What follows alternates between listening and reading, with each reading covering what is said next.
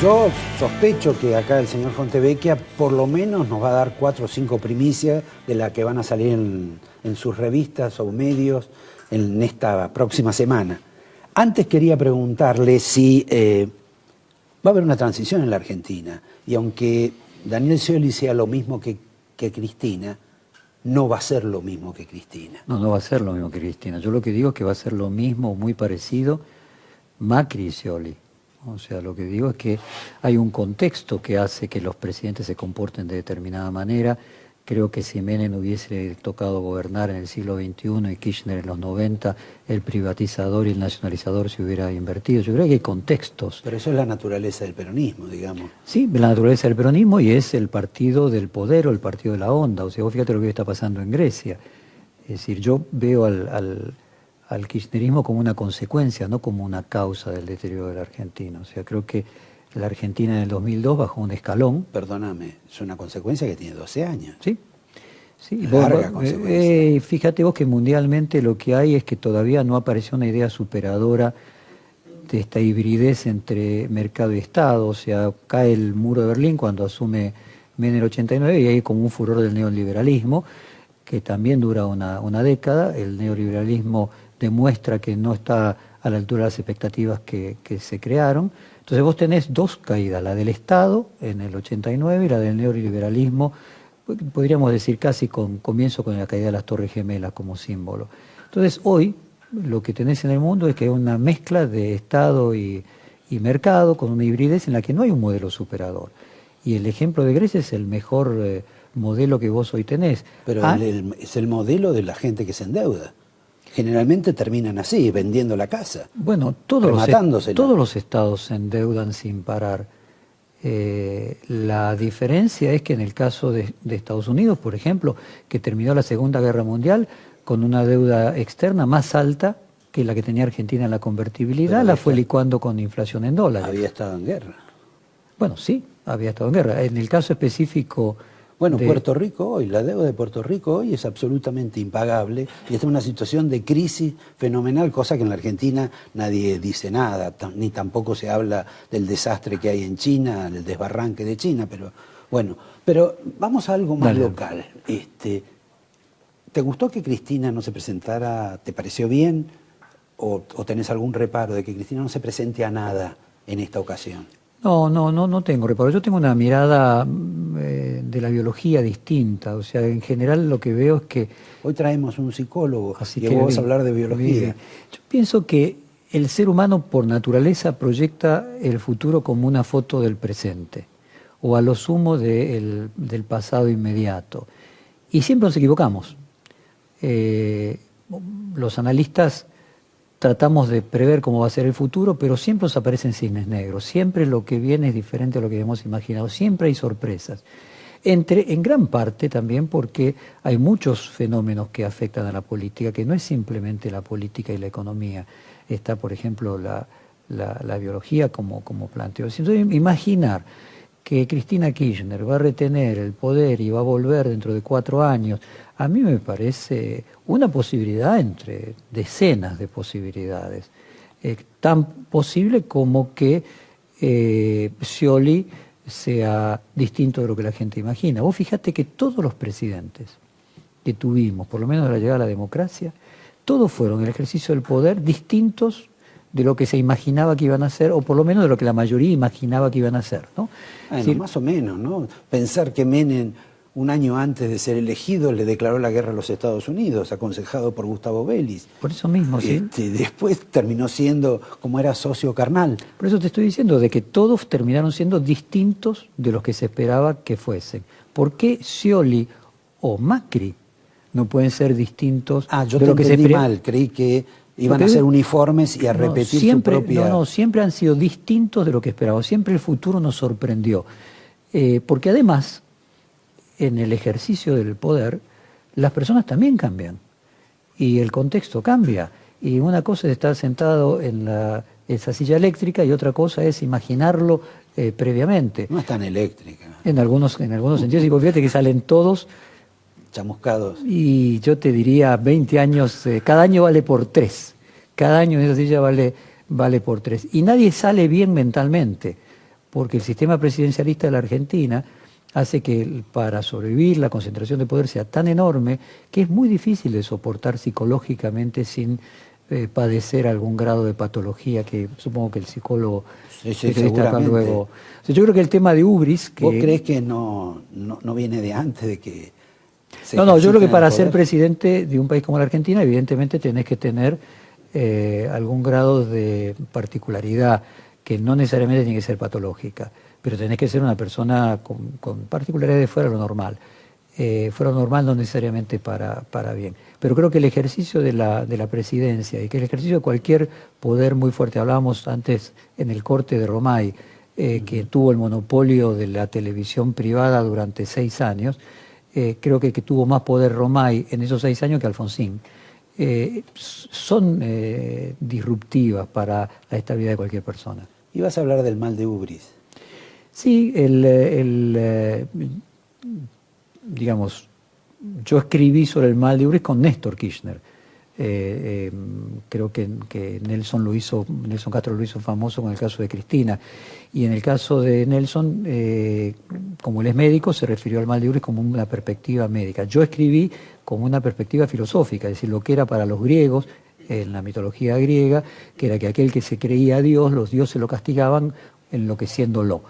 Pero como un mito, no como una cuestión patológica, ni inevitable, neurológica, y en líneas generales como algo que luego se cura cuando la persona sale del poder. O sea, Alfonsín, por ejemplo, también enloqueció y se recuperó después de pasado cierto tiempo. Es decir, el exceso de poder hace que toda la gente que esté alrededor de esa persona tienda a satisfacerlo.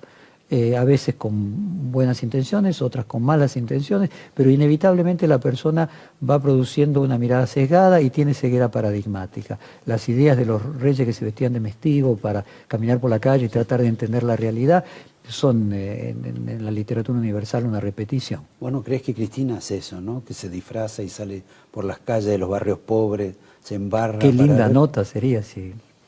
Qué linda nota. No, pero ella en eso es muy discreta, así que nunca tendrías esa nota. Vos dijiste entonces que por ahí Scioli cambia. Si cambia, va a tener algún tipo de conflicto con esta suerte de kirchnerismo que lo asedia, que lo rodea, con el cual hoy comparten vida y milagro. ¿Cómo va a reaccionar ese peronismo? Bueno, depende cómo y cuándo, ¿no? El primer ejemplo, me parece a mí, es la actitud que tuvo el kirchnerismo con Bergoglio, ¿no? O sea, me parece que es una cuestión de poder. O sea que alguien más poderoso que vos te sometes. Y el contexto te cambia el poder. O sea, el poder, como bien explicaba Foucault, no se tiene, es una relación y siempre es coyuntural. El poder siempre está en relación con los otros y cambia continuamente. Entonces, yo no me imagino al kirchnerismo manteniendo el mismo poder que tiene hoy en el futuro de manera inalterable. Por un lado, respecto de Scioli. Por otro lado, está respecto de la realidad. Perdóname, pero hay muchas cuestiones del kirchnerismo que cuando empezó nadie imaginaba, ni siquiera a Duhalde que lo puso en el gobierno. No. Y que después se fueron cumpliendo de un modo casi sistemático y sorprendente. Estamos casi en la sorpresa de que llega al final de un ciclo de 12 años, que llega casi entero. Bueno, no solamente el kirchnerismo, o sea, si vos te fijas en toda América Latina, lo que ha habido es una tendencia a que el oficialismo del sesgo muy parecido al kirchnerismo se mantenga. O sea, lo que hubo fue que entre 2004 y 2013 un aumento del precio de las commodities que permitió políticas que evidentemente mejoraron la calidad de vida de la población y del sector más bajo. Vos decías en tu editorial de que no son los pobres los que protestan. Evidentemente lo mismo pasa en Brasil. O sea, vos tenés que el PT gana las elecciones de Río de Janeiro para arriba. Es evidente que el sistema de subsidios y de asignaciones universales que se han implementado no solo en la Argentina, sino el mejor ejemplo Brasil, pero en la mayoría de los países de América Latina, han creado condiciones económicas que fueron especiales durante estos últimos años. Podríamos decir las mejores condiciones económicas para América Latina en los últimos 50 años. O sea que los buenos precios dan buenos presidentes. En general lo que vos ves es que la gente vota continuidad, en los momentos de cierta bonanza y cambio en los momentos que se expresa bonanza. Yo creo que lo que hay en este momento es una situación intermedia, donde es necesario un poco de cambio y un poco de continuidad. La gente, creo que internamente las diferencias entre cambio y continuidad no son tan marcadas como los eslogans de Macri y de Scioli. Creo que los dos van a plantear con diferencias cierta adecuación a la realidad. Y la realidad es que este sistema, este modelo económico, macroeconómico, podría resistir así como máximo un año más, endeudándose al doble de tasas internacionales hasta que vos agotes todos los fondos de inversión que toman alta tasa de riesgo, y un año más podrías aguantar así. Pero más tarde o más temprano, durante la presidencia de Scioli, lo que va a haber es una corrección macroeconómica.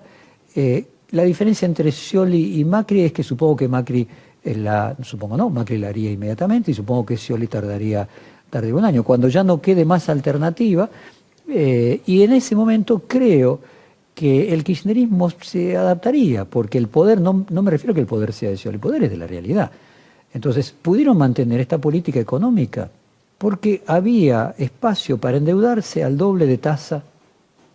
O sea, la Argentina tenía capacidad. Tienen espacio para eso. Tienen un año más, ponele. Pero hay un punto en el 2017 donde el vencimiento de la deuda, y ya se te van agotando. Vos fíjate quiénes son los compradores de bonos de la deuda argentina. 4 fondos. Cuando antes vos tenías una licitación y había 20. Bueno, tenés un tema pendiente en el medio, que es el de los holdouts o buitres, ¿no? Yo creo que Scioli o Macri, los dos, van a solucionar ese tema. Me imagino que se va a votar una ley que permita renegociar esa deuda, que va a ser vendida como una forma de vamos a quebrarle el brazo a los holdouts, que se va a hacer una negociación, supongo, una quita de un 40%, más bonos a 30 años, que descontado será otro 40%. Me parece que le está sacando el protagonismo a Daniel Artana. No sé si no se me va a ir, si seguís hablando así. Pero intuyo que Macri y Scioli va a haber diferencias de tono, pero que el contexto es más importante que las ideologías. Yo no creo que el kirchnerismo sea un proyecto ideológico. Creo que la ideología del kirchnerismo está en el tono, por ejemplo, que hay una plástica, claro, hay una plástica y un sonido. En radio, viste que se habla mucho de que determinadas radios tienen una plástica. Cuando hablan de una plástica es como un etos transformado en sonido.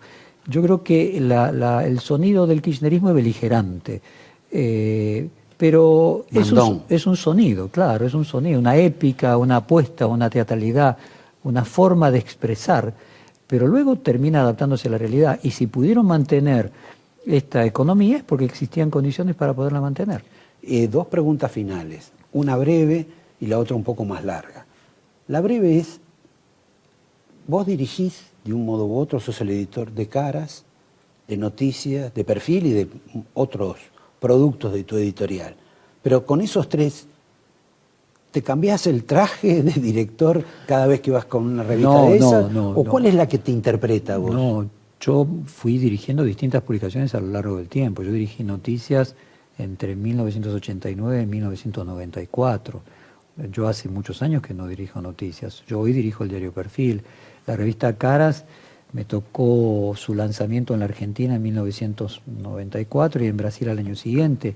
Pero yo la mitad de los personajes que aparecen en Caras yo no sé quiénes son. No sos el único. No. Pero ya es una cuestión de edad. Cerrando. Vos viste, hay una novela nueva de Humberto Eco sobre el periodismo, número 0. Humberto Eco y mucha gente, otros filólogos, hablan sobre el tema del fin del papel como lectura de diarios por el fenómeno de la internet, de la computadora. En la Argentina se discute en materia periodística sobre si hay periodismo militante o periodismo no militante. ¿Qué es lo que pasa que hay tanta desconexión en ese plano? Bueno, yo creo que no es el mejor trabajo de Humberto Eco esta última novela, y creo que además también hay una tendencia a cierta edad de ver que el futuro que viene después de uno es una porquería, sí. Así uno no se pierde nada.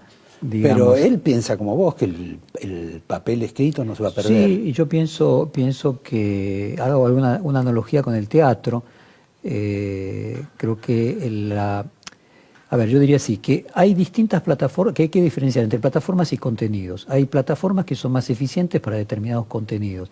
El mejor ejemplo del papel es la fotonovela, ya no se hace más en papel, pero en 1940 o 1950 eran... lo que más se vendía. Lo que más se vendía.